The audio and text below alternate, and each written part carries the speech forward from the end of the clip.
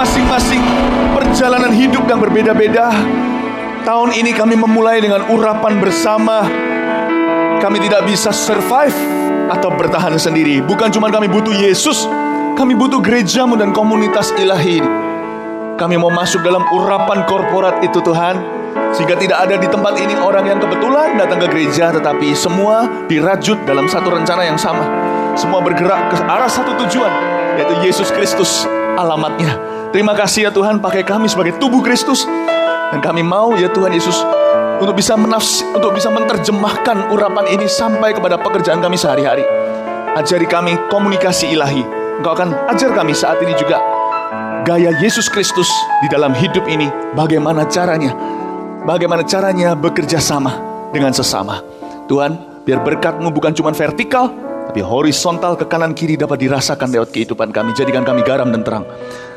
Kami mau duduk diam di bawah kaki Yesus seperti Maria, mendengarkan suara Allah. Sembunyikan hamba-Mu Tuhan di balik salib, sehingga hanya Yesus yang bekerja. Dan biarkan lidah bibir hamba menjadi penyambung suara Tuhan. Taruh firman yang murni, bukan yang dikurangi maupun dilebihkan. Dalam nama Yesus. Yang percaya katakan amin. Amin. Beri tepuk tangan untuk Tuhan Yesus. Haleluya. Silakan duduk kembali. Shalom.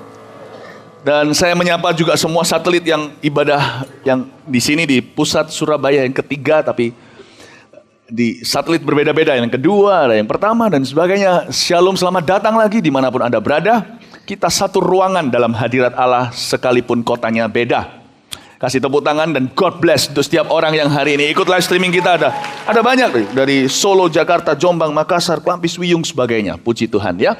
Ambil Alkitab dan catatan, kita akan langsung belajar kisah para rasul. Kebaktian seharian ini bagi saya ini yang ketiga. Saya sudah sampaikan kisah rasul 9 dan 10. Anda bisa dengarkan CD audio atau DVD-nya, karena pewahyuan-pewahyuan itu susah untuk diulangi kembali.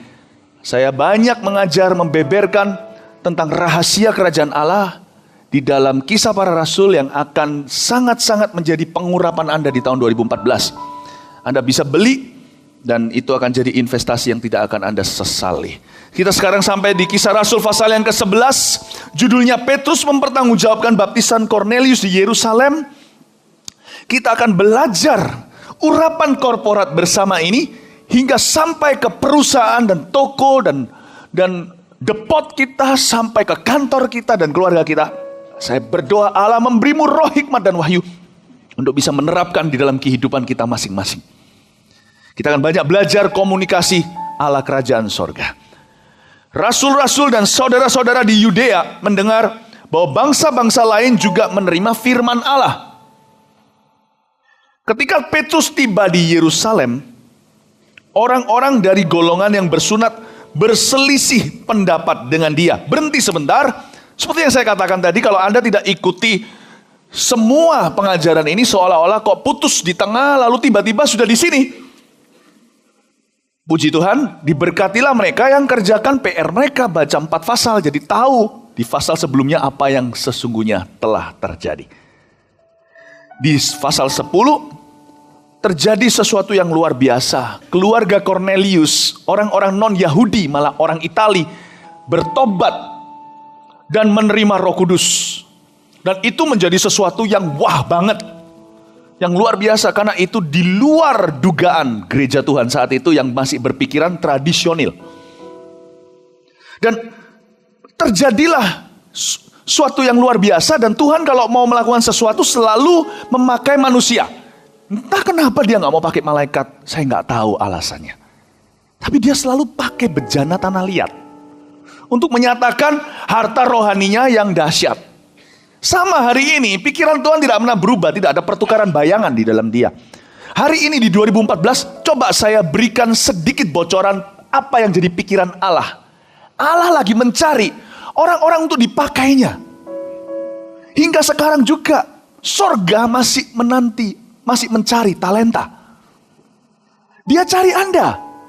Jadi jangan pernah ada orang berdoa begini, Tuhan ayo pakai aku, masa gak mau tuh Tuhan. Jangan merengek-rengek sama sorga. Allah lebih rindu memakai setiap kita daripada kita rindu dipakainya.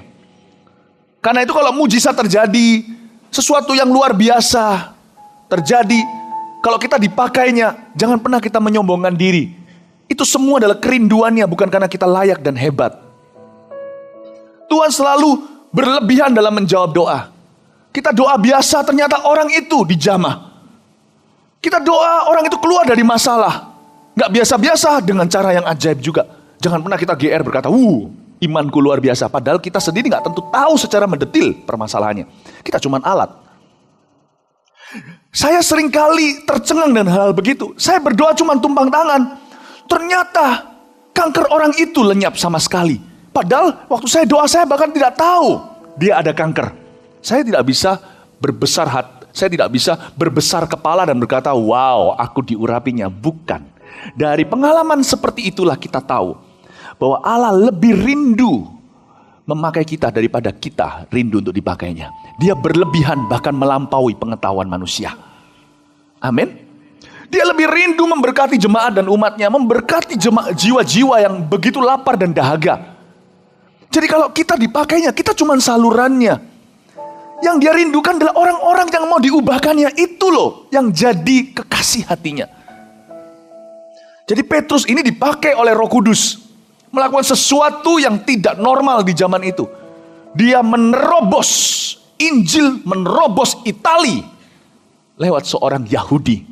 Dan bagi orang Yahudi itu haram sekali. Makan sama-sama orang Gentiles, orang non-Israel aja sudah dianggap sesuatu yang tidak halal. Nah, ingat ini, saya mengatakan semuanya ini tujuannya apa toh? Saya ingin sekali untuk mempersiapkan Anda untuk dipakai Tuhan dengan cara yang luar biasa. Luar biasa itu nggak tentu gede, masuk berita, di bawah sorotan lampu. Luar biasa itu kata luar dan biasa, yang tidak biasa, nggak tentu dipandang mata manusia. Tapi saya berdoa setiap jemaat kita akan dipakai di luar biasanya. Selama ini Anda rutinitas sehari-hari ya begitu saja, sekarang Tuhan akan membelokkan rutemu dan engkau akan dipakai oleh Kristus. Itu adalah rema yang saya dapat ketika saya berdoa untuk berkhotbah hari ini. Beritahu jemaatku, aku akan memakai mereka dengan luar biasa. Di luar biasanya. Nah, saya juga mau mempersiapkan ketika kita mulai dipakai di luar rutinitas kita, sekalipun tidak pernah meninggalkan rutinitas kita, malah Tuhan memakai rutinitas kita. Siap-siaplah mengundang kritikan. Setiap terobosan baru di dalam ketaatan selalu mengundang kritikan manusia. Jadi kalau tidak berani dikritik, jangan jadi pemenang. Asal kita jangan dikritik karena moral kita. Kita dikritik karena skandal. Tapi kalau kita dikritik karena kita inovatif, kok bisa ya dia itu ibu rumah tangga. Dan dia itu adalah taciku, dia itu saudaraku. Dari sejak kecil kita sama-sama besar, dibesarkan papa mama hingga hari ini, saya gak pernah lihat dia bisa begitu. Kok bisa? Siapa dia itu sesungguhnya? Ciciku bukan. Kok bisa begitu? Minimal kalau bukan kritikan, membuat banyak orang jadi berpikir keras. Kok bisa tahun 2014 ini? Dia itu mendem apa? Dia itu minum apa? Salah minum obat apa? Kok bisa ya? Saya gak pernah lihat loh anakku ini begini berani. Bukan berani sama orang tua, berani bersaksi. Anak ini kena setrum apa? Sudah waktunya kita membuat dunia tercengang. Kalau gak gitu iman kita tidak baru. Iman kita ke kirbat yang lama. Saya berdoa, please look beyond the box. Tahun ini Tuhan mau memakaimu.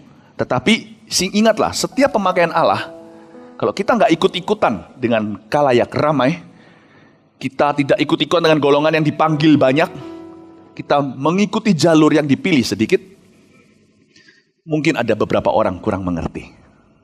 It's okay. Resiko untuk menjadi seorang pemimpin, seorang yang dipakai oleh Tuhan, seorang pemenang adalah tidak semua orang disenangkan dan memahami pemakaian Allah dalam hidup kita. Yang penting takaran kita adalah kekudusan. Buah-buah roh itu jangan meninggalkan kita. Kalau kita bertentangan dengan kelemah lembutan, kita menjadi orang yang kasar. Kita menjadi orang yang menggerutu, bukan yang bersuka cita. Kritikan-kritikan ke kita adalah kritikan sepantasnya karena memang kita gagal. Tapi kalau sebuah buah roh itu ada pada kita, dan kita membuat terobosan baru, sudah waktunya orang lain belajar dari Anda. Sudah berapa tahun ikut Tuhan? Di samping belajar melulu, sekali-kali beri alasan pada dunia untuk belajar sesuatu dari dirimu. Tunjukkan pada mereka Yesusmu hidup. Petrus mempertanggungjawabkan baptisan Cornelius. Karena hal itu sesuatu yang luar biasa di zaman itu. Ayat yang ketiga, kata mereka, engkau telah masuk ke rumah orang-orang yang tidak bersunat dan makan bersama-sama dengan mereka. Kok bisa Petrus? Engkau haram, engkau haram, engkau haram. Langsung dicabutlah stempel yang selama ini ada tulisannya halal. Pada dahi Petrus diangkat. Kamu haram. Saya kira Petrus pasti marah. Kamu gak tahu ya? Tuhan yang suruh aku. Saya kira dia akan kepahitan. Karena banyak orang begitu. Kalau dipakai Tuhan itu perkara gampang. Karena Tuhan memang merindukannya. Cuman gak semua orang siap. Banyak orang ingin diberkati. Tapi ketika dibuat kaya, dia jadi sombong hati. Masalahnya bukan dari pihak Tuhan. Karena dari pihak Tuhan, Alkitab berkata, itu adalah keajaiban. Batu yang dibuang tukang bangunan menjadi batu penjuru. Itulah keajaiban dari pihak Allah, kata firman Tuhan. Kalau dari pihak Allah, jangan diragukan. Dari pihak sana, tidak perlu notarisan. Allah itu dapat dipercaya, tidak pelin-pelan. Nah, jangan pernah tanya sama Tuhan, Tuhan mau pakai aku enggak? Tuhan mau berkati aku enggak? Itu sudah bukan pertanyaan lagi, bukan isu lagi. Udah kadaluarsa, udah 2000 tahun. Tuhan bangkit, itu tandanya bahwa dia mau. Pertanyaannya sekarang, kalau kita dipakai Tuhan, kalau nggak siap, ketika ada oposisi, kita jadi orang yang kebakaran hati. Ketika kita diangkatnya, kalau kita nggak tahan, panah-panah si jahat akan menancap di dada kita. Karena itu, Tuhan suruh saya melewat firman ini mempersiapkan jemaat untuk dipromosikan. Bukan dengan firman yang murahan. Ayo, semua akan jadi kaya. Ayo, semua akan jadi pemimpin. Ayo, semua akan jadi... Enggak.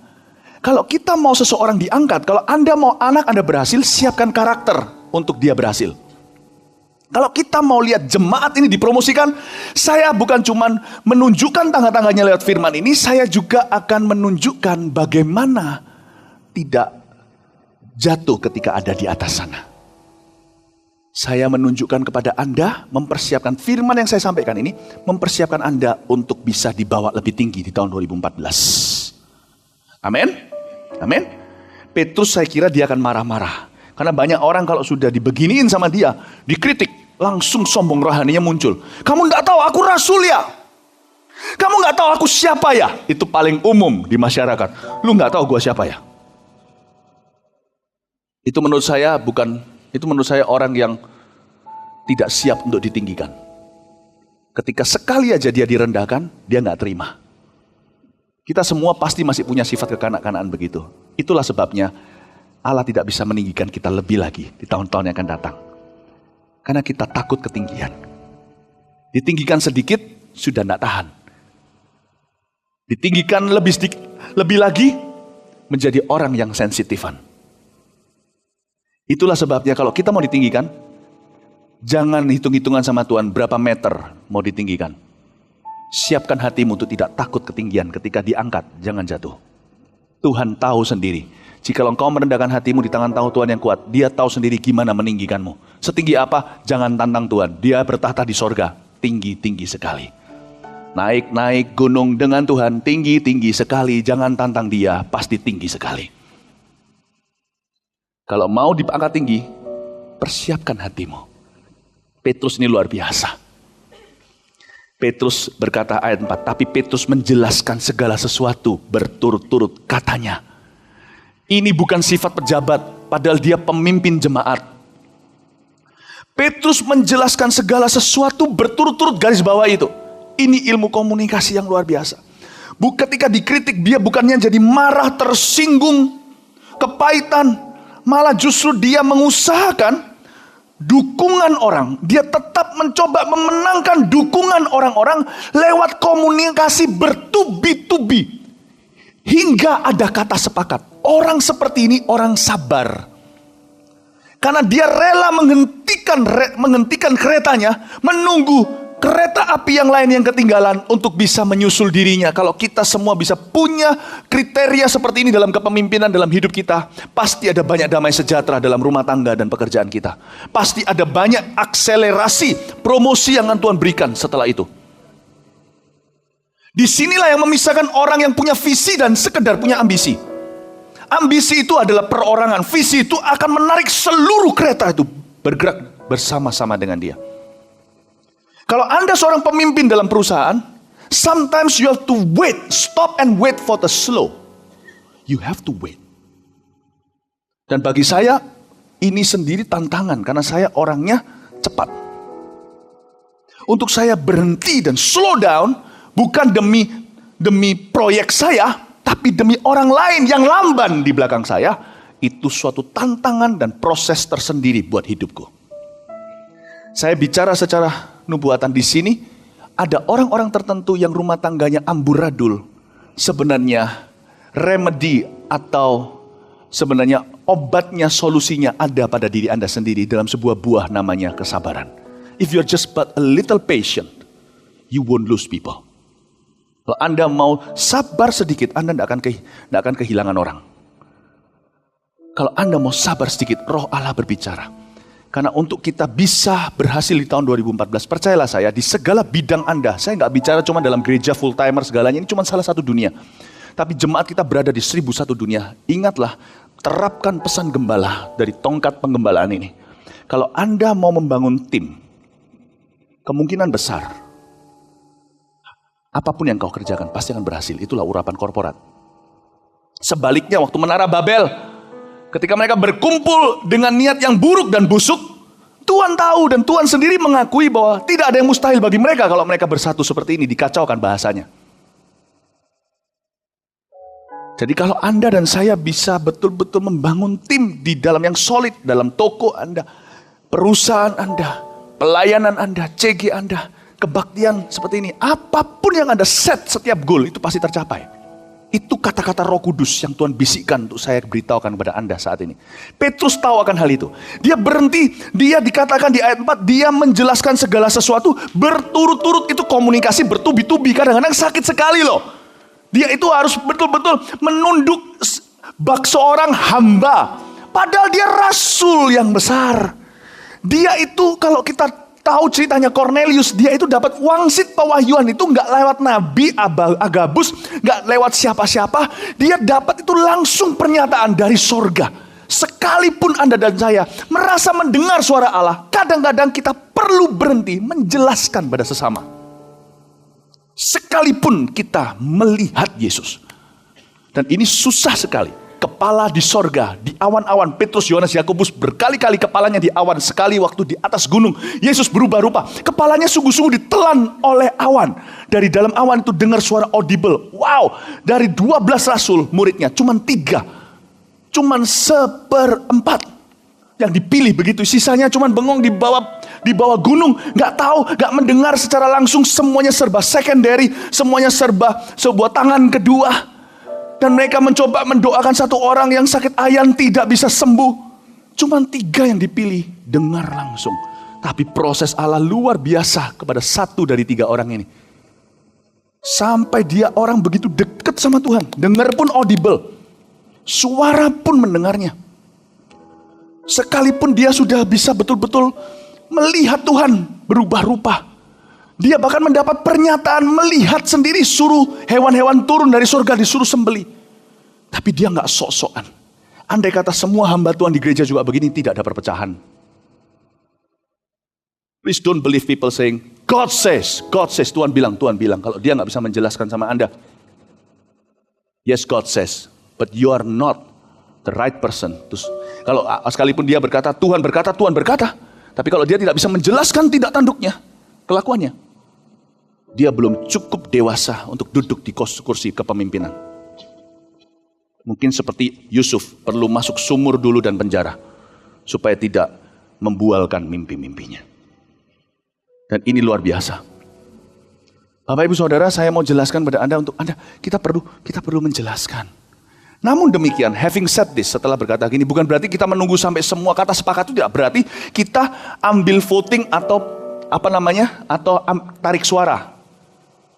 Namun demikian Bapak Ibu Saudara, sekalipun kita sudah berusaha, akhirnya Paulus sendiri berkata, sebisa mungkin dari pihakmu berdamailah dengan semua orang. Dia realistis sekali, dijadikan firman Allah berarti firman Tuhan itu realistis sekali. Sebisa mungkin itu berarti kadang-kadang sebisa mungkin kita tetap tidak bisa. Orang lain ada tertentu yang tidak akan pernah mau kerjasama. Karena itu saya sebut, orang-orang yang akhirnya setelah Anda jelaskan dengan segenap hati, Anda tidak bisa tunggu Aku nggak bisa melayani. Kenapa? Seluruh temanku belum sepakat untuk aku melayani di gereja. Waduh, tunggu sampai kapan? Aku nggak bisa dibaptis. Kenapa? Seluruh keluarga aku, papa, mama, koko, cici, mas, mbak, semuanya paman, bibi, sampai semua tetangga belum kata sepakat 100% suara aku boleh dibaptis. Forever nggak akan dibaptis. Nggak akan pernah dibaptis. Kalau kita tunggu seluruh dunia berkata, yes, nggak akan datang harinya. Setelah Anda sudah melakukan bagian Anda komunikasi sebaik mungkin, ada orang tertentu, setelah Anda lakukan itu, mereka langsung sepakat dengan Anda. Orang-orang seperti ini saya sebut sebagai confidant. Orang-orang yang Anda mau ajak ke perang adalah orang-orang yang bisa percaya tanpa Anda harus membuktikan sampai akhir zaman, baru berkata, yes, I'm for you, atau aku akan mendukungmu. Orang-orang seperti inilah yang Anda bisa ajak perang. Rembukan soal keputusan yang penting dan krusial, yang kritis, penting yang dalam kehidupanmu. Tapi ada orang tertentu yang setelah Anda berbicara banyak, berkata dan beberkan semua fakta, baru dia mengangguk kepala. Bersyukurlah Anda mendapatkan dukungannya, tapi cukuplah sampai di sana. Jangan bawa ke perang. Karena orang seperti ini, ketika Anda berperang di depan, Anda berkata, peluru, dia akan berkata, mengapa harus peluru? Dor, Anda ditembak. Ada orang tertentu yang kalau Anda pilih dalam kepemimpinan, termasuk kongsian, jangan pilih orang yang cuman paling pol maksimal, Anda cuma bisa dapat dukungan. Anda harus pilih orang. Terlatih dulu, jangan cepat-cepat masuk dalam sebuah kontrak hanya karena digiurkan pasar. Karena Anda tidak bekerja sama dengan market, tapi dengan orang. Anda harus tunggu, bangun pertemanan, tidak usah selamanya. Tapi sampai satu titik Anda merasakan sepakat dalam hati, dengan banyak doa Anda bisa peka. Dan orang-orang yang bisa percaya ketika Anda berkata peluru, dia kasihkan pelurunya kepada Anda. Orang seperti ini yang Anda ajak kerjasama. Amin Bapak Ibu. Saya membeberkan kata Petrus mempertanggungjawabkan. Saya ajarkan gimana Petrus itu mendarat. Kepala nih di awan-awan, tapi kakinya mendarat di atas tanah atau di atas gunung. Inilah Petrus, seorang yang akhirnya seorang rasul yang balance sekali. Setelah dia menjadi seorang Kefas, seperti bulu yang mudah sekali untuk terombang-ambing. Akhirnya saya kagum dengan hamba Tuhan ini. Kepalanya tetap sorgawi. Dia tidak bertindak berdasarkan suara terbanyak, tapi kakinya berjalan dengan manusia. Luar biasa, ya. Aku sedang berdoa di Yope, di kota Yope, ayat 5. Tiba-tiba rohku diliputi kuasa ilahi. Wah, dia jelasin. Dan aku melihat suatu penglihatan. Ini kayak ngomong begini loh. Aku ini sungguhan melihat loh, Tuhan yang suruh. Begini nih ya, saya ngerti. Perasaannya itu berat sekali sebenarnya sebagai Petrus. Dia harus menjelaskan diri, padahal dia berada di atas wewenang untuk mimpin. Dia jelaskan kepada yang dipimpin. Aku itu melihat, bro. Ya kalau orang Jakarta bilang, gua ini melihat, gua ini dapat penglihatan gitulah istilahnya. Benar, I swear. Sampai nggak perlu I swear, dia ngomong apa adanya. Suatu benda berbentuk kain lebar yang bergantung pada keempat sudutnya diturunkan dari langit sampai di depanku. Aku menatapnya dan di dalamnya aku lihat segala jenis binatang berkaki 4 dan binatang liar dan binatang menjala dan burung-burung. Lalu aku mendengar suara berkata kepadaku, bangunlah hai Petrus, sembelilah dan makanlah. Coba bayangin, bacain gini aja, mulut lelah. Dia ini dikatakan di ayat 4, dia menjelaskan segala sesuatu berturut-turut, diulang lagi. Diulang lagi masih ada 20 yang belum sepakat. Diulang lagi tinggal 15, diulang lagi tinggal 7, diulang lagi Paul sudah 5 yang memang tidak mau jalan. Ya sudah. Saudara, saya sedang memberi Anda seminar singkat kepemimpinan ala Petrus, ala Kristus. Saat ini juga. Sebab setiap Anda pasti di dalam sebuah kepemimpinan dalam hidup ini. Ibu rumah tangga pun juga ada hidung-hidung kecil yang menempel di kaca. Setiap kali mama pulang dari pasar, itu adalah jemaat Anda. Anda harus komunikasikan, tidak boleh main piring terbang sama mereka. Explain, communicate. Kebanyakan masalah setan itu mengambil gray areas atau area abu-abu itu. Setan itu bisa ambil untung di mana tidak terjadi clarity atau kejelasan. Setan bisa ambil untung. Coba ya, dicek dan recheck, dicek di dalam kita punya jiwa. ada banyak kepahitan, itu muncul karena tidak ada penjelasan. Nggak ada. Asumsi-asumsi dalam pikiran kita, ini mesti begini, kan sana repot, kan sana begitu. Mari hidup dalam terang. Terang itu tidak bisa cuma dicapai dengan hubungan dengan Allah langgeng semata-mata. Terang harus diusahakan dalam hidup horizontal dengan manusia. Baru sejahtera ditambahkan di rumah tanggamu. Explain and communicate. Suami dan istri harus buka mulut. Secapek apapun seorang suami pulang ke rumah, buka mulut, jangan ambil koran, ceritakan dulu segala sesuatu di tempat pekerjaan. Percayalah, Anda lakukan ini malam pertama tidak ada perubahan. Setelah 1 tahun, pernikahan Anda akan mengalami keintiman, kedekatan yang tidak pernah sebelumnya. Amin Bapak Ibu Saudara. Dan ketika tidak ada penjelasan, itulah ada salah paham. Sama anak juga sama. Kita harus jelaskan. Jelaskan, kita harus hidup dalam terang. Ingatkan dirimu, aku harus hidup dalam terang. Aku harus hidup dalam terang. Segala sesuatu harus bisa dipertanggungjawabkan.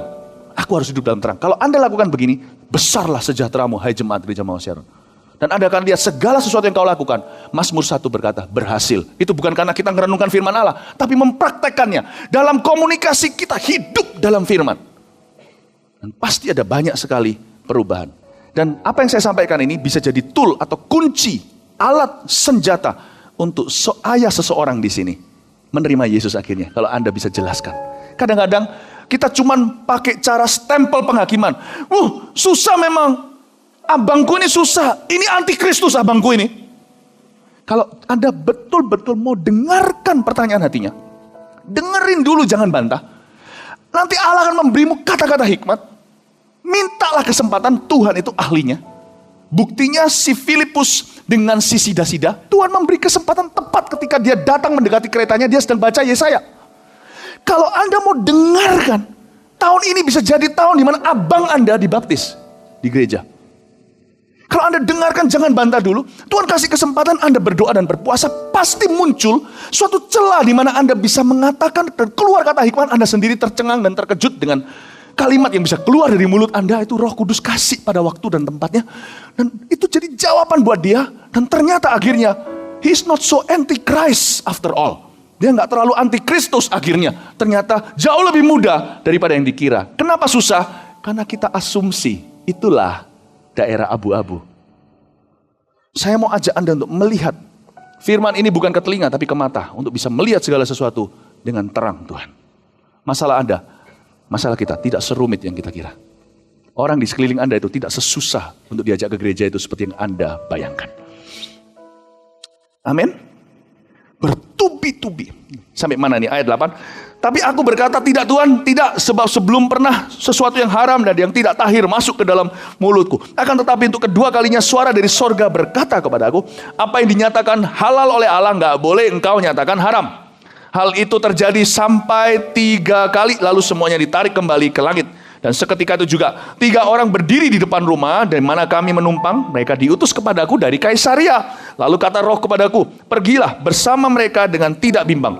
Dan ke-6 saudara ini menyertai aku. Kami masuk ke dalam rumah orang itu. Dan ia menceritakan kepada kami bagaimana ia melihat seorang malaikat berdiri di dalam rumahnya dan berkata kepadanya, suruhlah orang ke Yope untuk menjemput Simon yang disebut Petrus. Ya tentunya kita tahu orang yang mendapat pernyataan ini, penglihatan ini adalah Cornelius. Seorang perwira menengah tentara Italia. Ia akan menyampaikan suatu berita kepada kamu yang akan mendatangkan keselamatan bagimu dan bagi seluruh isi rumahmu. Dan ketika aku mulai berbicara, turunlah Roh Kudus ke atas mereka, sama seperti dahulu ke atas kita. Maka teringatlah aku akan perkataan Tuhan. Yohanes pembaptis dengan air, tapi kamu akan dibaptis dengan Roh Kudus. Jadi jika Allah memberikan karunia-Nya kepada mereka, sama seperti kepada kita pada waktu kita mulai percaya kepada Yesus Kristus, bagaimana akan mungkin aku mencegah dia? Sebelum ayat 18, coba bayangkan capeknya harus ngulang-ngulang ini. Tapi it's worth the effort. Ujungnya sangat memuaskan. Benar? Ujungnya itu sangat luar biasa. Saudara, komunikasi di dalam terang. Caranya gini loh. Contohnya untuk keselamatan seorang yang kita cintai. Anak mungkin. Anda ajak bicara ya. Ajak bicara. Anak muda, ajak bicara. Ada satu titik Anda akan merasakan dalam spirit Anda. Boleh ya saya ajarkan begini. Supaya nggak cuma firmannya ABC. Saya ajarkan sesuatu yang lebih dalam. Yang sedikit lebih dalam dari sekedar cuma pertobatan dan tumpang tangan. Boleh ya? Saya harap Anda bisa dapatkan intisarinya, Anda praktekkan, karena itu firman seperti ini perlu didengar lagi dan lagi untuk Anda bisa cerna. Anda perlu catat supaya Anda bisa renungkan untuk jadi suatu buah-buah yang nyata. Kalau bicara sama orang, sebagai orang anak Tuhan, Paulus berkata, kami tidak dinilai karena kami punya roh Allah, punya pikiran Kristus, tapi kami menilai segala sesuatu. Itu bukan menghakimi, tapi Anda diberi kepekaan. Kalau bicara sama orang, contohnya untuk keselamatan, nggak cuma untuk itu, tapi ini bisa dipraktekkan dalam segala kehidupan karena firman itu bermata dua. Tapi kalau untuk keselamatan contohnya, Anda bicara, ada satu titik, Anda merasa dalam roh Anda, dalam hati Anda lah, Anda merasakan ini notok, ini sudah kayaknya ketemu tembok nih, jangan diterusin. Jangan diterusin. Tinta, kita nggak akan pernah tahu 100%, tapi kita bisa merasa lah kira-kira. Ya, saya berdoa Allah mengurapi perasaan kita di tahun 2014 semakin peka, katakan amin. Tinta itu, kalau sudah habis tinta yang pakai tinta ya, pen yang pakai tinta, kalau sudah habis, jangan dipaksa nulis, nanti robek kertasnya. Berhenti dulu, isi ulang. Sampai satu titik, jangan diterusin. Minta untuk ketemu lagi nanti, karena dia masih keras hati. Kenapa ada orang tetap tidak bisa percaya? Karena matanya masih dibutakan dengan ilah masa kini. Nah, di situ tidak bisa diusir kecuali doa dan puasa. Anda hentikan dulu pembicaraan karena ini sudah masuk ke perdebatan dan tidak ada gunanya. Memenangkan seseorang tidak bisa lewat memenangkan conversation, memenangkan pembicaraan. Apa gunanya Anda menang dan dia pulang merasa seperti orang yang paling pecundang? Anda tidak bisa begitu. Jadi karena itu hentikan dulu, call it off, tunggu waktu kemudian Anda masuk ke kamar, puasa hari Rabu, hari Kamis, puasa untuk dia, minggu depannya coba lagi. Dan Anda akan melihat keesokan minggu depannya, karena Anda puasa dan doa, orang itu berubah. Aneh ya, kok rasanya kadang-kadang kita bisa garuk-garuk kepala. Minggu lalu sama sekarang kok beda sekali. Ya itulah peperangan rohani. Jadi jangan pernah putus asa ketika Anda punya proposal ditolak. Ini gak cuma untuk kemenangan jiwa. Kok bisa ya izin gak dikeluarin? Tenang dulu, diterusin, berantem nanti. Berhenti dulu. Tutup pintu, kata Yesus, di belakangmu. Berseru pada Bapa di tempat tersembunyi. Tinta akan datang. Anointing. Urapan Tuhan mulai datang. Urapan tuh misterius, tidak bisa dijelaskan. Tiba-tiba hati orang itu berubah gitu aja. That's the work of the Holy Spirit. Pekerjaan Roh Kudus. Amin Bapak Ibu Saudara. Ayat 18, setelah bertubi-tubi nih. Ketika mereka mendengar hal itu, ini Petrus luar biasa. Dia dapat 100% hasil. Akhirnya Tuhan mengindahkan rasulnya. Ketika mereka mendengar hal itu, mereka menjadi tenang. Lalu memuliakan Allah. Ya ampun, ini orang-orang susah banget. Saya sendiri pernah merasakannya bicara sama orang Yahudi di Israel sebelum kemarin sama Palestina. Saya pernah yang sebelumnya lagi ketemu sama orang Yahudi yang sudah notabene Kristen pun susahnya ampun. Bicara. Ini orang-orang Yahudi yang udah Kristen. Ini golongan Yakobus. Yakobus itu kalau Anda baca, kelihatan kan dia orangnya keras, tapi orangnya itu bijak. Dia bilang, dia mengimbangi. Paulus berkata, keselamatan hanya dengan iman. Yakobus berkata, iman tanpa perbuatan, black-headed, mati. Ini Yakobus punya Taurat, dia itu orang, makanya Yakobus tidak dibunuh kan. Yang dibunuh di Kisah Para Rasul itu Yakobus saudara Yohanes. Ini Yakobus setengah saudara Yesus. Dari mama yang sama, tapi papanya beda. Papanya Yesus, Bapa di sorga. Ini papanya Yusuf beneran. Yakobus tidak diapa-apain. Yang dikejar sama Herodes, orang-orang Yahudi, itu Petrus dipenjarain. Yang habis bunuh Yakobus saudara Yohanes, Petrus mau dibunuh, tapi akhirnya dia dilepaskan karena doa jemaat. Ya, saya kasih background sedikit. Nah, Yakobus ini, bayangin, ini yang paling bijak, ini produk yang paling jempol aja masih kelihatan seperti seorang yang susah untuk diyakinkan gitu. Bayangin, ini orang-orang Kristen yang pada saat itu di Yerusalem, Yahudi totok banget. Mereka hampir-hampir, karena itu terjadilah musyawarah di pasal 15 nanti. Mereka memberikan bahwa tidak dituntut orang-orang non-Yahudi, non-Israel. Kalau mau percaya Yesus, menerima keselamatan, kami akui keselamatan itu dengan baptisan saja, dengan Roh Kudus, tidak perlu mereka disunat seperti kami. Cuman jangan mereka makan berhala, jangan makan darah, jangan makan berhala, makan kayu loh nanti. Salah ngomong. Jangan menyembah berhala, jangan makan darah. Dan tetap harus perhatikan orang miskin. Bagus gitu loh, bisa sepakat. Ini yang susah. Pada zaman di pasal 11, orang-orang Yahudi ini masih ngotot sekali. Kalau mau jadi orang Kristen, harus disunat sekalian. Jadi bayangin, di tempat ini juga sama. Siapa di sini mau NIJ? Ya lanjutin sendiri. Tidak bisa hanya dengan mengaku Yesus Tuhan. Tidak bisa hanya dibaptis di kolam baptisan. Harus disunat semua.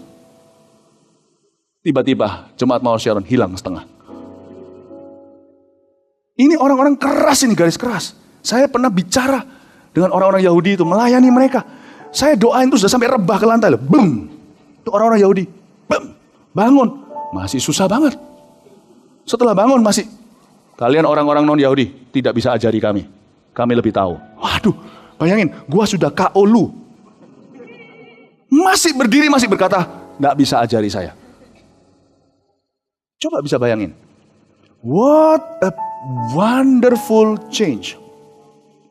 Lihat ya, apa yang terjadi, what a wonderful change. Ketika mereka mendengar hal itu, jangan dianggap remeh loh ini. Mereka menjadi tenang. Siapa yang momo Anda dalam pekerjaan Anda? Siapa momo Anda di kuliah? Pak, Kok Philip, aku di kuliah itu selalu gini. Orang ini susah, dosen ini loh. Aduh, susahnya setengah mati.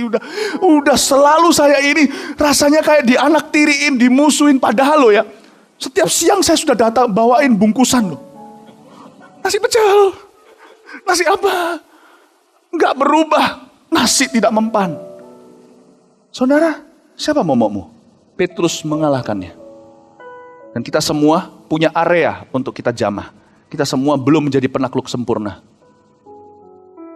Alexander the Great menaklukkan begitu banyak, tapi masih banyak dunia yang belum ditaklukkan. Kita masih punya area yang harus kita taklukkan. Area itu punya rambut, punya kepala, kecuali yang botak. Kita harus memenangkan orang. Siapa bijak menangkan hati. Dan ini tidak gampang, tidak mudah. Dan kita harus belajar akan hal itu. Mereka semua jadi tenang. Kok bisa ya? Saya harus berguru sama Petrus. Saya pun tanda kutip gagal berapa tahun yang lalu sama orang Yahudi. Petrus memang rasul kepada mereka. Mereka menjadi tenang, lalu memuliakan Allah. Katanya, jadi kepada bangsa lain juga Allah mengaruniakan pertobatan yang memimpin kepada hidup. Jangan takut, tidak ada lagi momok dalam hidupmu. Semua bisa ditaklukkan. Kuncinya adalah kasih dan komunikasi. Katakan amin. Amin. Jadi jangan pernah gini ya, kita angkat tangan, Tuhan tolong, Tuhan tolong. Nah sekarang ini Tuhan menjawab seruan beberapa jemaat. Tolong aku untuk bisa naklukkan ini, untuk bisa damaikan ini. Tuhan jawab dengan memberimu tangga-tangganya. Firman saya seperti tangga-tangga ke sorga naik turun malaikat. Anda bisa ngerti, oh begitu, oh begitu, oh begitu. Allah akan memakaimu. 70% daripada doa yang kau naikkan akan dijawab oleh dirimu sendiri. 30% akan sisanya Anda tercengang bagaimana Allah bekerja. Dan Anda tidak akan bisa mengerti rumusnya. Amin. Kita sudah mau selesai, tinggal sedikit dari ayat 19 sampai 30. Barnabas dan Saulus ke Antioquia. Sementara itu banyak saudara-saudara telah tersebar karena penganiayaan yang timbul sesudah Stefanus dihukum mati. Mereka tersebar sampai ke Fenisia, Siprus dan Antioquia. Namun mereka memberitakan Injil kepada orang Yahudi saja. Oke, Injil tersebar kemana-mana. Ini Fenisia bukan Venice yang ada gondolanya. Oh itu yang ada orang nyanyi-nyanyinya, itu bukan ya di Eropa itu, ini Fenisia lain mungkin ya. Akan tetapi di antara mereka ayat 20 ada beberapa orang Siprus dan orang Kirene yang tiba di Antioquia dan berkata-kata juga kepada orang Yunani dan memberitakan Injil bahwa Yesus adalah Tuhan. Dan tangan Tuhan menyertai mereka dan sejumlah besar orang menjadi percaya dan berbalik kepada Tuhan. Antioquia di ayat 20 adalah Antioquia di Syria. Yang pada waktu itu kota terbesar di bawah jajahan Roma. Kota terbesar nomor 3 setelah kota Roma sendiri. The capital of the world. Kota Roma saat itu adalah ibu kota seluruh dunia. Boleh dikatakan begitu karena kerajaan itu berkuasa, adikuasa. Lalu kota kedua Alexandria. Dan ketiga barulah Antioquia ini. Dengan populasi yang mencengangkan saat itu 300.000. Hari ini tempat ini masih ada, namanya Antakya di Turki dan populasinya telah menyusut cuman 40.000 karena sekarang lebih ke New York, Rio, Tokyo, bukan Antioquia. Supaya Anda mengerti, kota seprominent sepenting itu ditaklukkan siapa? Ayo, siapa bilang Tuhan cuman jagonya pakai pendeta? Kalau Anda perhatikan orang-orang tanpa nama dan wajah dipakai Tuhan mendirikan sebuah gereja yang menjadi gereja seluruh bangsa-bangsa. Boleh dikatakan kalau Mawar Sharon hari ini ditarik ke belakang sejarahnya, Bisa katakan malah justru bukanlah Yerusalem pusat kita. Karena Yerusalem tidak terbuka untuk orang-orang non-Yahudi. Kecuali Petrus yang dipakai untuk Cornelius. Antioquia lah yang punya visi bangsa-bangsa. Hari ini gak ada yang namanya Indonesia itu revival kalau bukan karena Antioquia. Jadi pusat kita itu Antioquia malah. Dan tahu gak siapa yang mendirikan itu? Bukan Paulus, bukan Petrus. Meskipun Petrus Yohanes akhirnya dipakai untuk mengesahkan pekerjaan di sana. Karena tetap Tuhan memakai orang-orang yang diurapi, bak urapan di kepala, janggut tidak punya stempel. Tapi Allah bisa pakai anggota tubuh manapun juga. Pesan Tuhan bagi gereja Mawar Sharon, Jemaat Mawar Sharon 2014 adalah jangan pernah memandang orang. Jangan cuma lihat orang-orang itu doang. Yang KKR, atau yang ngajar, atau yang bertindak, atau yang bergerak, atau yang mujizat. Atau yang memenangkan orang. Atau yang bisa membuat sesuatu yang kreatif. Belajarlah bukan percaya diri sendiri, itu hanya pesan positif dunia. Belajarlah untuk tahu rencana Allah, bahwa Allah ingin memakai setiap Anda. Tidak ada satupun di sini jemaat yang akan disia-siakan. Kalau ayam sampai bulu-bulunya bisa jadi kemuncing. Tidak ada orang di sini. Semua di sini tidak ada bulu Kristus. Semua tubuh Kristus. Tubuh pasti dipakai. Semua pasti akan dipakai. Antioquia yang mendirikan adalah faceless, nameless people. Orang-orang yang tidak ada wajah, tidak ada nama. Tidak dikenal, tidak dicatat. Dan ayat 21 ini janji Tuhan. Bahwa setiap Anda akan dipakai luar biasa. Dan tangan Tuhan menyertai mereka. Luar biasa. Katakan, angkat tanganmu, katakan Tuhan pakai aku. Katakan Tuhan pakailah saya di tahun 2014. Ayo dong, lagi-lagi. Tuhan pakai saya tahun 2014. Puji Tuhan. Jangan pernah biasa cuman angkat tangan ketika kita penyembahan. Emangnya bedanya apa? Tuhan Yesus apakah kurang hadir ketika firman? Kalau saya minta Anda angkat tangan berkata Tuhan pakailah aku. Angkatlah dan katakanlah itu kesempatan emas. Tuhan ada di sini loh, pakai aku. Itu permulaan pertama. 2 doa yang menggoncang sorga. Pakai aku. Daripada Tuhan, jadikan aku kaya. Doa gitu nomor-nomor berikutnya. Pakai aku Yesus. Amin. Jadi Tuhan bisa pakai nih. Ini ayat 20-21 saya senang sekali. Inilah kebangkitan jemaat. Tukang roti, ibu rumah tangga, mahasiswa, orang siapa lagi, pegawai negeri, tentara. Setiap orang dipakai oleh Tuhan. Ya, amin. Kita lihat ayat 22. Maka sampailah kabar tentang mereka itu kepada jemaat di Yerusalem. Lalu jemaat itu mengutus Barnabas ke Antioquia. Setelah Barnabas datang dan melihat kasih karunia Allah dan bersukacitalah ia menasihati mereka. Supaya mereka semua tetap setia kepada Tuhan. Coba perhatikan, kita mulai belajar dari Barnabas. Barnabas bukan Paulus. Barnabas orang yang lebih biasa. Barnabas ini, saya rasa dia seorang pengusaha. Karena di Alkitab dikatakan Kisah Rasul, dia memberikan bahkan tanahnya di kaki para rasul untuk dijadikan misi khususnya bagi orang miskin. Barnabas ini luar biasa. Barnabas lebih bicara ke khalayak ramai. Kalau Petrus, siapa bisa membandingkan diri dengan dia? Bayang-bayangnya pun menyembuhkan. Paulus, sapu tangannya menyembuhkan. Kalau sapu tangan saya, belum ada khasiatnya. Barnabas lebih berbicara kepada kita, bukan? Orang biasa, berusaha untuk memuliakan Allah. Apa yang dia punya, dia kasihin. Karena dia punya kerinduan untuk melayani. Ini orang luar biasa. Dari sini kita tahu gimana orang biasa. Dari semua orang-orang yang tidak ada nama, tidak ada wajah itu, mencuat satu namanya Barnabas. Nanti jadi terkenal karena dia bersama dengan Paulus. Tapi mari kita pelajari bahkan sebelum dia terkenal. Orangnya kayak apa? Barnabas ini, ketika dia datang ke Antioquia, dia melihat kasih karunia Allah. Kalau Anda mau dipakai, nggak boleh lihat lubang donat. Lihatlah kebutuhan di sekeliling Anda. Jangan melulu punya mentalitas kekurangan. Orang yang merasa kurang rohani tak akan pernah melayani. Orang yang merasa kurang kaya akan selalu menyibukkan diri. Dan jatuh dalam pencobaan yang tidak perlu. Karena ingin kaya mendadak. Kita harus punya roh yang mencukupkan. Ya, roh yang dicukupkan. Kasih karuniamu cukup bagiku. Barnabas melihat kasih karunia Allah. Kalau saya bisa bayangin Barnabas. Ini Barnabas datang ke Antioquia. Ketika dia hadir, dia pasti melihat banyak ekses. Atau banyak sekali hal-hal yang tidak sesuai dengan standar. Bayangin loh, Barnabas ini datang dari Yerusalem. Bisa bayangin Yerusalem itu standarnya gimana? Itu gereja holinya gimana? Senin yang khotbah Petrus, Selasa yang khotbah Yakobus, Rabu yang khotbah Yohanes. My goodness. Dia datang ke Antioquia. Cuman semua orang tanda kutip awam semuanya. Dia pasti melihat banyak kekurangan, tapi Barnabas melihat kasih karunia Allah. Barnabas tidak fokus pada kekurangan orang lain. Minimal dia tidak membicarakannya. Orang yang banyak bicara, tak dipakai Tuhan. Komentarlah. Ujungnya, Anda cuma lolos dari neraka. Dia tidak membicarakannya. Malah justru dia melihat kasih karunia Allah. Dia pasti melihat sana terlalu ekstrim begini, sana kurang ini. Ya sama lah kalau lihat anak kecil, dia apa namanya? Kalau ini luda apa? Ya iler itu kan, ini ingat loh ya, ini dilihat sampai ke semua live streaming saya. Mereka nggak ngerti bahasa Indonesia, bahasa Surabaya. Ya. Liur. Sorry. Orang di Jakarta nggak ngerti apa itu iler ya. Liur. Iya, lihat sana, aduh, tiba-tiba pernah nggak orang anak kecil lewat, bau. Lalu dia punya, tiba-tiba tadi waktu dia datang, dia langsing, waktu dia pergi, ada isinya diapernya. Ya biasalah, Barnabas lihat begitu biasa. Tapi dia melihat kasih karunia. Dia melihat kasih karunia. What do you see? What do you see, my friends? Apa yang kau lihat di hidupmu? Kasih karunia?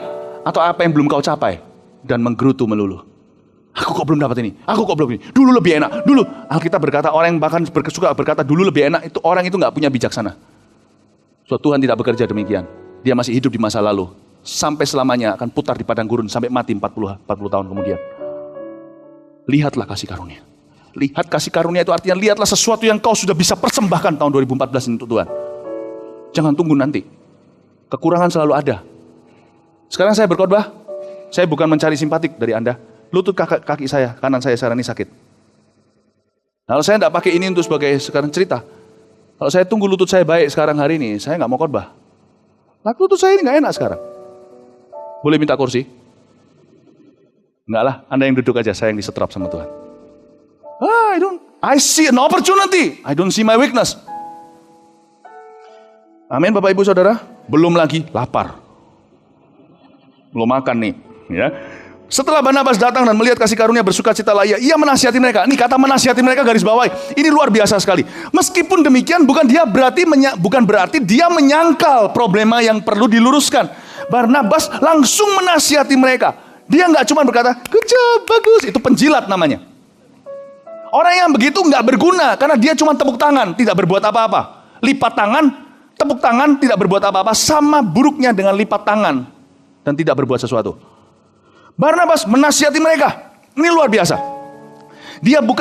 Dia memang tidak membicarakannya, dia selalu cari positifnya. Namun demikian Barnabas langsung mengambil langkah yang konkret atau nyata untuk memperbaiki apa yang perlu diluruskan. Tapi dia tanpa membesar-besarkan masalah itu dulu, langsung to the job. Kata menasihat itu bukan cuma talking doang. Menasihat itu melibatkan penanganan serius. Menasihat itu melibatkan terjadi strategi. Harus begini begitu. Ada aplikasi solusi langkah-langkah yang nyata dan pasti. Barnabas langsung to the job. Yang ini diberitahu begitu, yang itu diberitahu begini. Dia menasihati. Dia langsung tanpa membesar-besarkan masalah, mengeluh sana sini. Seperti banyak orang yang cuma bisa membagi lumpur kemana-mana.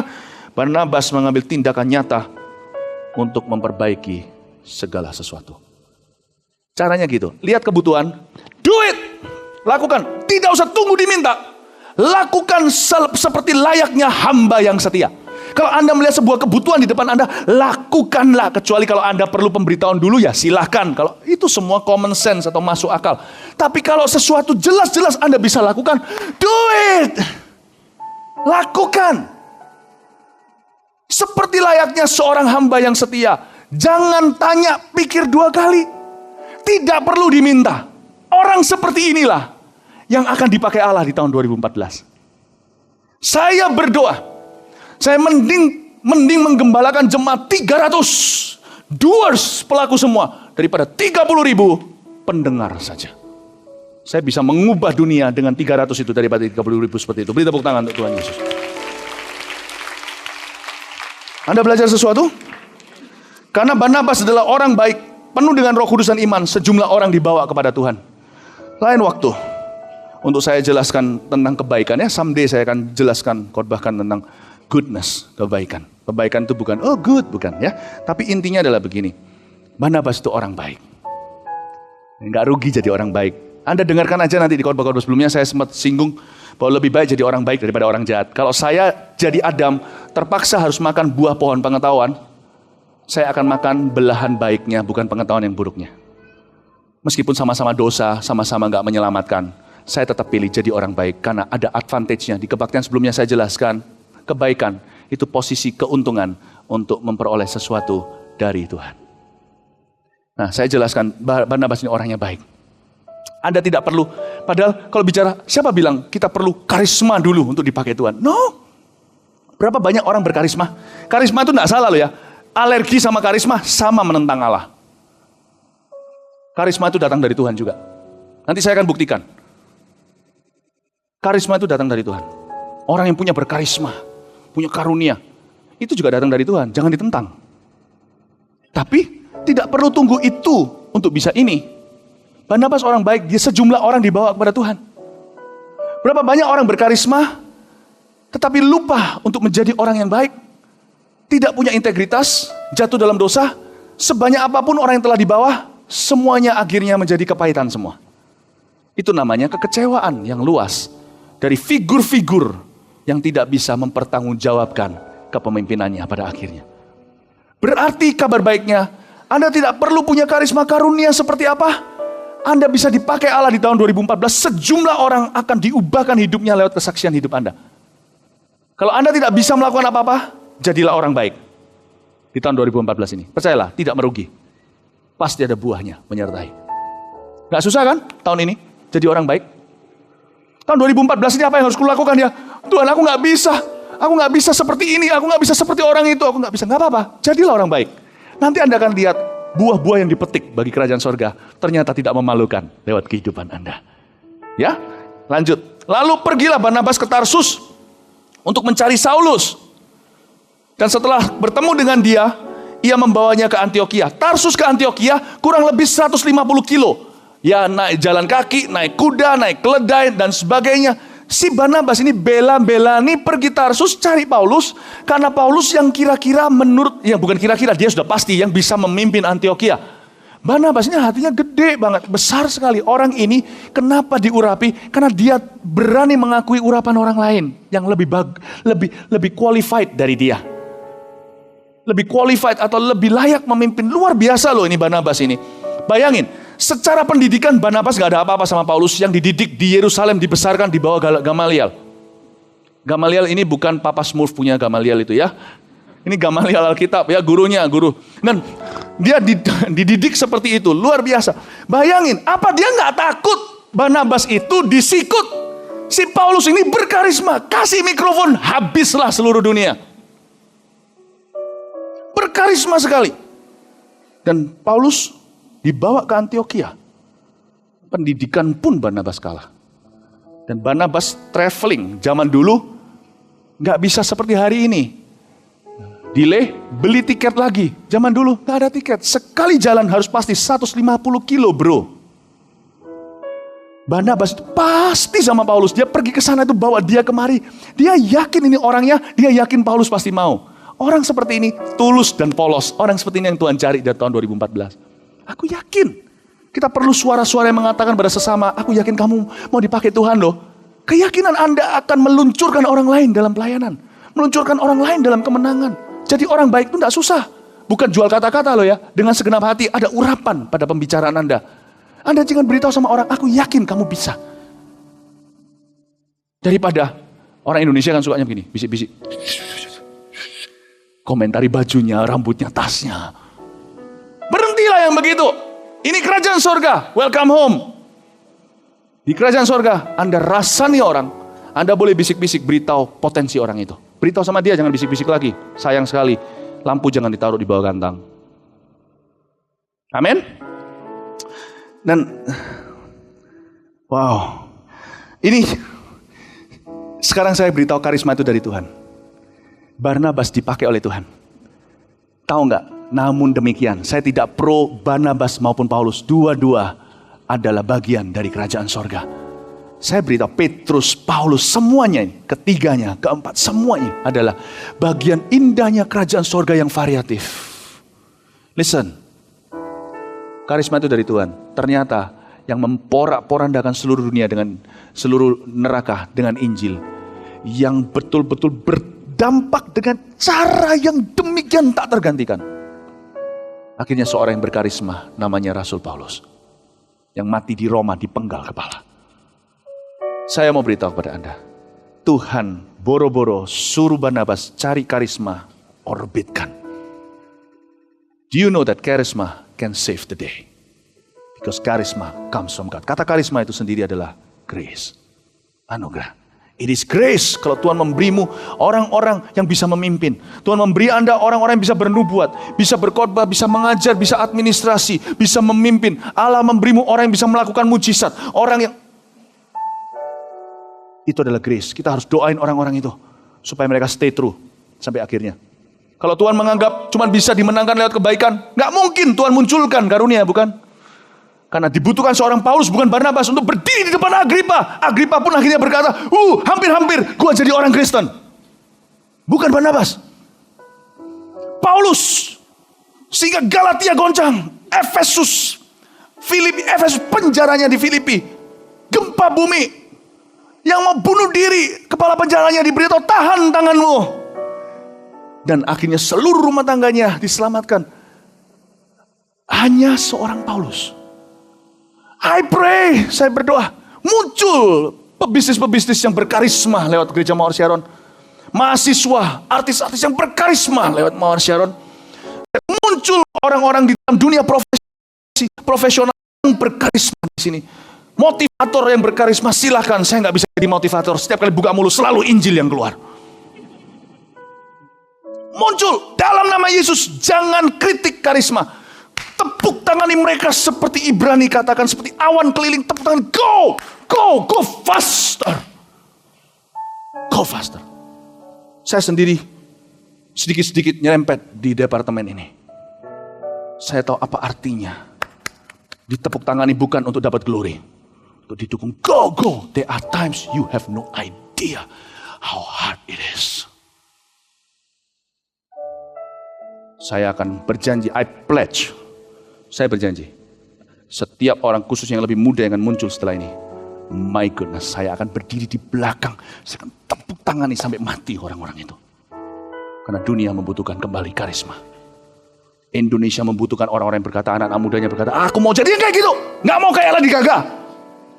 Kita ambil karisma kembali ke dalam tempat yang seharusnya. Gereja, kasih tepuk tangan untuk Tuhan Yesus. Amin.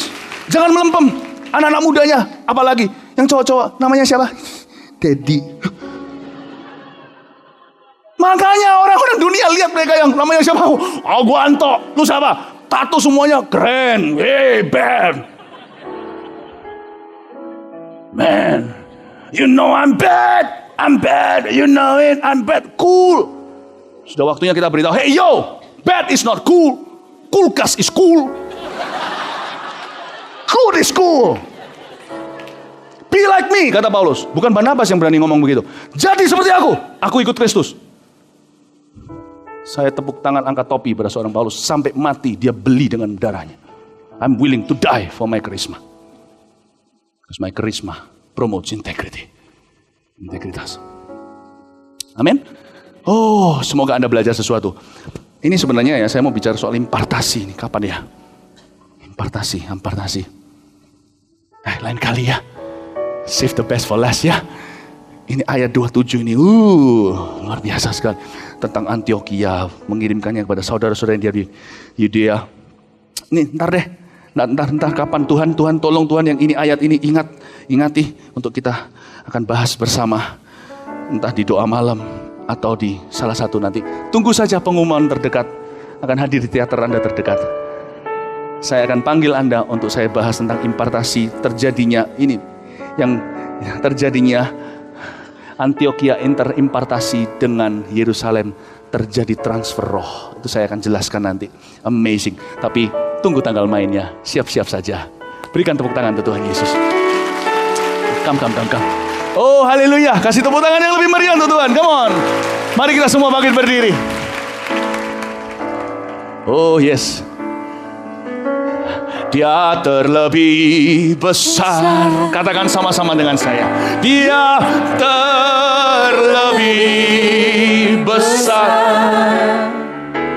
di dalamku, di dalamku. Yesus terlebih besar.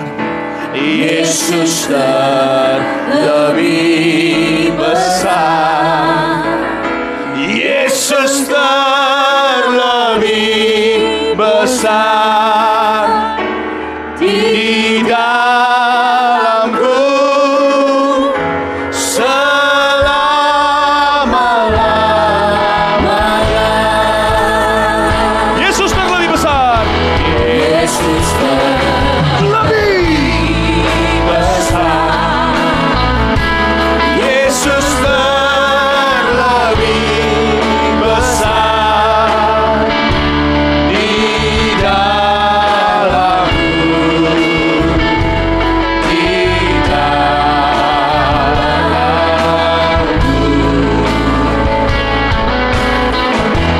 Yesus terlebih besar. Siapa? Yesus terlebih besar di dalamku selama-lamanya. Yesus terlebih besar. Yesus terlebih besar.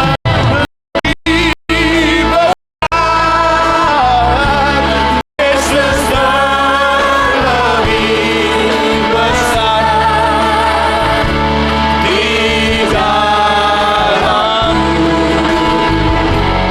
di dalamku, di dalamku. Yesus terlebih besar. Yesus terlebih besar di dalamku selama-lamanya. Sebelum kita akhiri, saya mau menantang saudara, catat dan nanti akan ada di warta juga. Tanggal 20 Januari hari Senin, 1 minggu lebih sedikit lagi, pukul 5 pagi, untuk kita datang bersama-sama di dalam urapan korporat bersama, merendahkan diri di bawah Roh Kudus. Saya sebut acara itu Good Morning Holy Spirit bukan karena mencontoh buku seseorang, tapi untuk menunjukkan sebuah spirit untuk kita datang memungut karisma dari kaki Tuhan, memungut kasih karunia, embun pagi, urapan baru untuk tahun 2014. Dan kita mau datang bersama-sama sebagai tubuh Kristus, membawa profesi, kondisi kita masing-masing. Kita bawa sama-sama, berseru kepada Dia. Kata Roh Allah, urapi kami lebih. Selama ini kami tahu Yesus, Engkau yang mengajari kami. Kami mau berpartner lebih dalam lagi dengan Allah Roh Kudus yang bisa hadir sampai ke kamar kami. Mau saya ajak Anda, catat baik-baik, pukul 5 pagi, sebelum dunia bangun tidur hari itu, kita datang di kaki Tuhan memungut embun. Bukan untuk kami sendiri, untuk kita sendiri, untuk mereka juga. Saya ajak kita untuk sungguh-sungguh datang ke kaki Tuhan dan berkata, Tuhan, pakai hidupku di tahun 2014 untuk kemuliaan-Mu.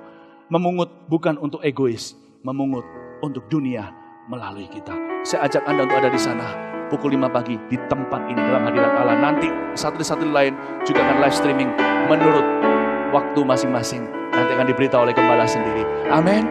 Anda siap? Anda siap untuk memungut embun pagi itu nanti? Amin. Beri tepuk tangan untuk Tuhan Yesus. Selama-lamanya. Yesus terlebih besar. Yesus terlebih besar. Yesus terlebih besar.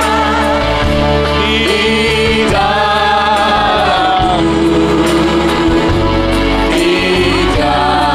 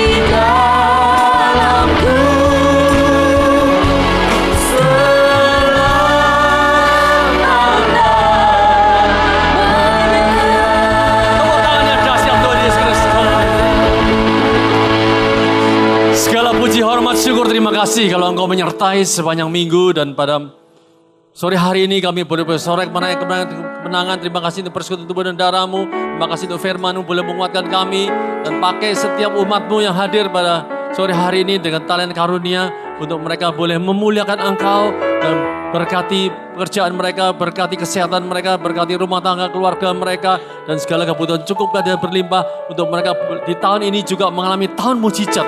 Terjadi pemulihan demi pemulihan, terjadi terobosan-terobosan baru dan nama Tuhan dipermuliakan. Terima kasih Tuhan, Kau luar biasa. Kalau sebentar kami pulang ke memohon penyertaan di pasar Ramadan masih damai sejahtera sepanjang minggu depan dalam anugerah-Mu semata-mata. Sidang jemaat kasih Tuhan, angkat tangan-Mu dan terimalah kasih karunia daripada Allah Bapa, kasih setia dan Tuhan Yesus yang tidak berubah. Urapan Roh Kudus menyertai, memimpin, memberkati dalam setiap aspek hidupmu. Jika apapun yang kau lakukan dalam ketaatan kepada firman Tuhan, Roh Kudus akan membuat kau berhasil dan beruntung dalam setiap aspek hidupmu. Mulai saat ini sampai Maranatha, kata sama-sama amin. Selamat malam, Tuhan Yesus memberkati.